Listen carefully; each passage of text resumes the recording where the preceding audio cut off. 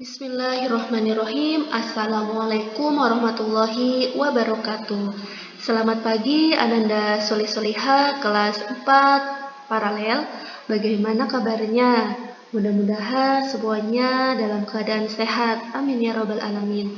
Berjumpa kembali dengan Bu Guru dalam pembelajaran tematik. Hari ini Bu Guru akan melanjutkan pembelajaran tematik tema 2, selalu berhemat energi. Di minggu kemarin kita sudah belajar subtema 1, nah hari ini subtema 2, yaitu tentang manfaat energi. Untuk kompetensi dasar pembelajaran hari ini adalah sebagai berikut. Dan tujuan pembelajaran hari ini adalah sebagai berikut. Sebelum memulai pembelajaran, kita sebaiknya berdoa terlebih dahulu.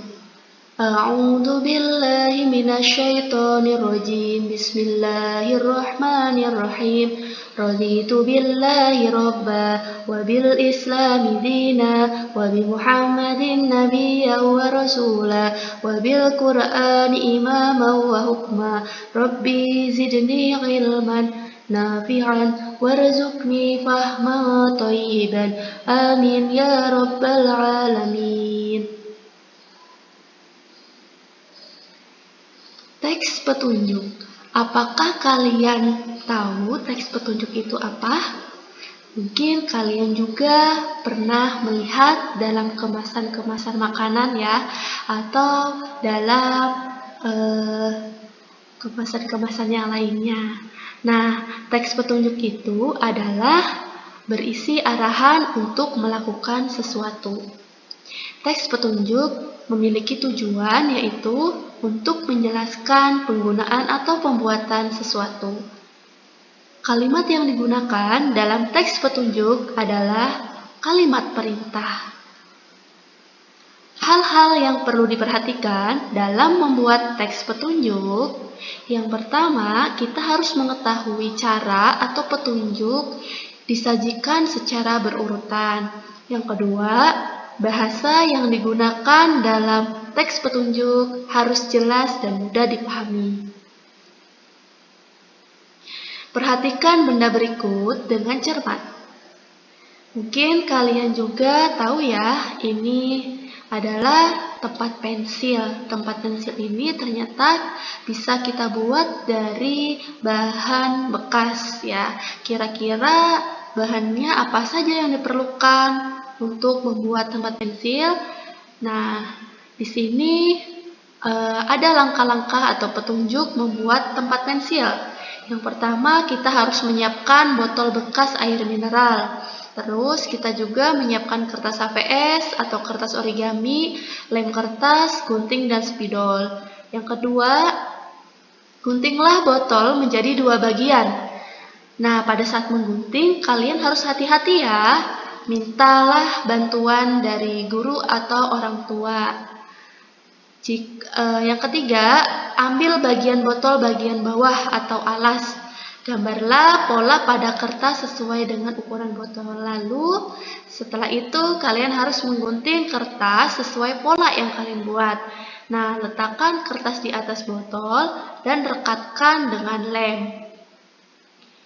Setelah itu, kalian harus menggambar pola bentuk telinga kucing pada kertas untuk hiasannya. Nah, setelah membentuk pola, kalian juga harus mewarnai pola dengan spidol supaya terlihat indah. Yang keenam, setelah membuat pola dan mewarnai, kalian juga harus menggunting kertas sesuai dengan pola. Nah, letakkan kertas di bagian atas botol dan rekatkan dengan lem. Setelah itu, kalian harus mendiamkannya selama beberapa menit untuk mengeringkan lem. Nah, tempat pensil buatanmu siap digunakan. Selain teks petunjuk membuat tempat pensil, di sini juga teks petunjuk menggunakan listrik dengan aman. Yang pertama, caranya yaitu menyalakan atau mematikan peralatan listrik dalam kondisi tangan kering. Kalau misalnya dalam kondisi tangan kita basah, nanti yang terjadi akan kesetrum. Yang kedua, tidak mencolokkan banyak steker dalam satu stop kontak. Yang ketiga, memadamkan peralatan listrik setelah digunakan. Yang keempat, tidak meninggalkan peralatan listrik dalam keadaan menyala. Membuat poster hemat energi. Teks petunjuk dapat disajikan dalam bentuk poster. Apa itu poster? Poster adalah karya seni berisi gambar dan kalimat ajakan di atas kertas yang berukuran besar yang digantung atau ditempelkan di dinding.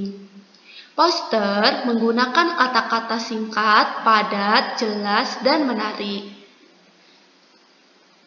Berikut langkah-langkah membuat poster yang menarik. Yang pertama, poster sebaiknya berwarna cerah. Kenapa harus berwarna cerah? Karena akan menarik perhatian orang untuk membacanya.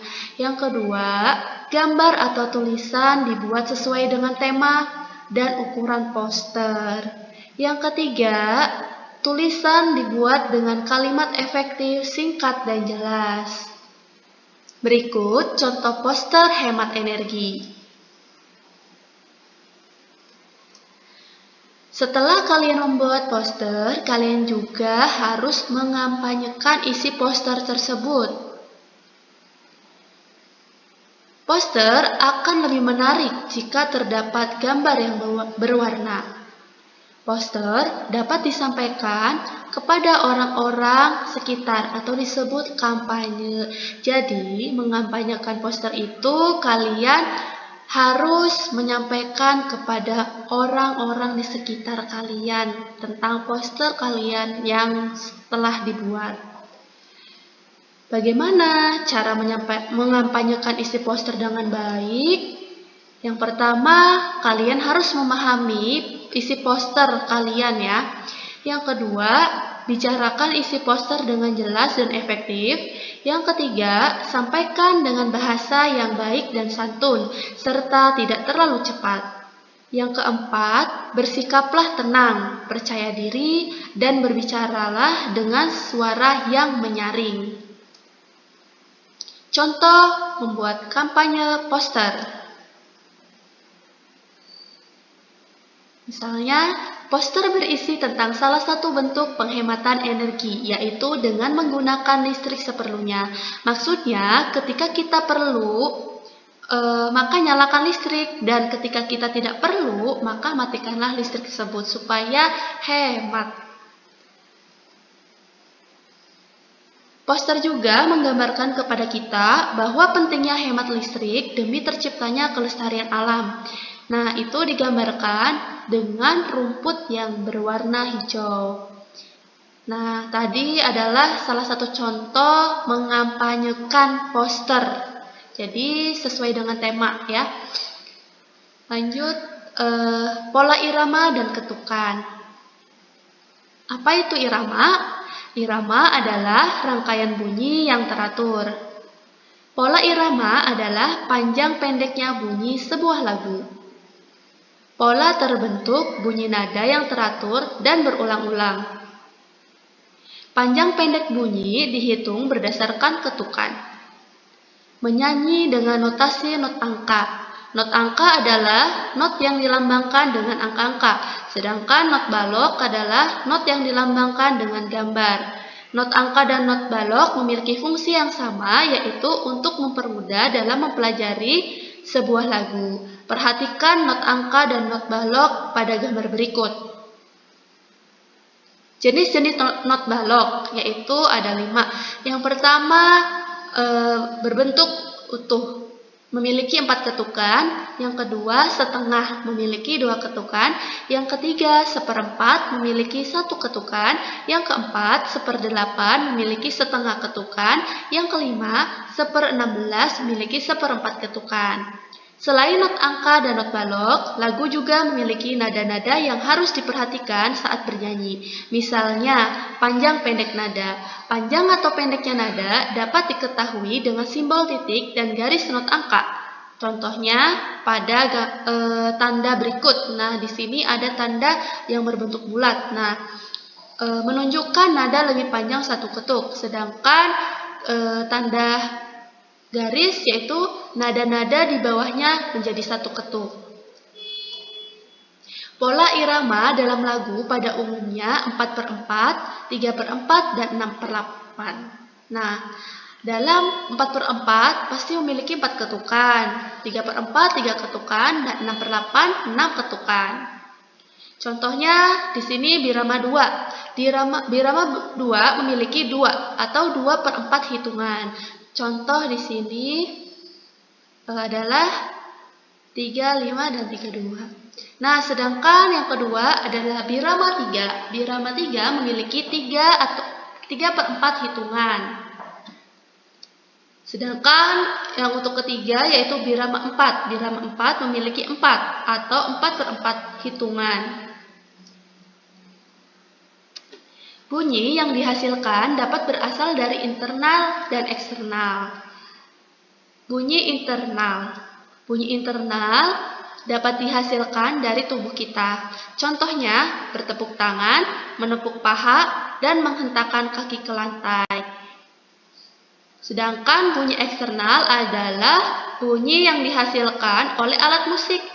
Contohnya gendang, suling, gitar, tamborin, dan drum, dan lain-lainnya. Nah, biasanya kalau dalam bunyi internal itu, lama bunyi tepuk tangan disesuaikan dengan nilai nadanya. Misalnya, 1 tepuk tangan dapat bernilai setengah ketuk, 1 ketuk, 2 ketuk, 3 ketuk, dan 4 ketuk, serta seterusnya. Yuk kita bernyanyi bersama-sama.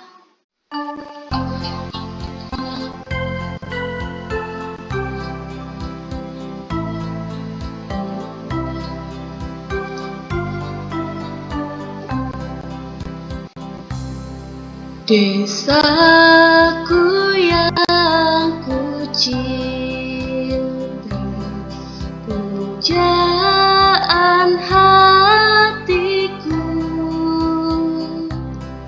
tempat ayah dan bunda, dan handai taulanku. Tak mudah ku lupakan, tak mudah bercerai. Selalu ku rindukan desaku yang permai. Alhamdulillahirrabbilalamin, pembelajaran hari ini sudah selesai. Semoga apa yang Bu Guru sampaikan dapat dipahami oleh kalian. Jangan lupa selalu pakai masker, rajin mencuci tangan, menjaga jarak, dan selalu berdoa kepada Allah Subhanahu wa Ta'ala. Bu Guru sempurnakan dengan doa kafaratul majelis. Subhanaka Allahumma wa bihamdika asyhadu an la ilaha illa anta astaghfiruka wa atubu ilaik. Sekian dari Bu Guru, kurang lebihnya mohon maaf. Wabillahi taufik wal hidayah. Wassalamualaikum warahmatullahi wabarakatuh.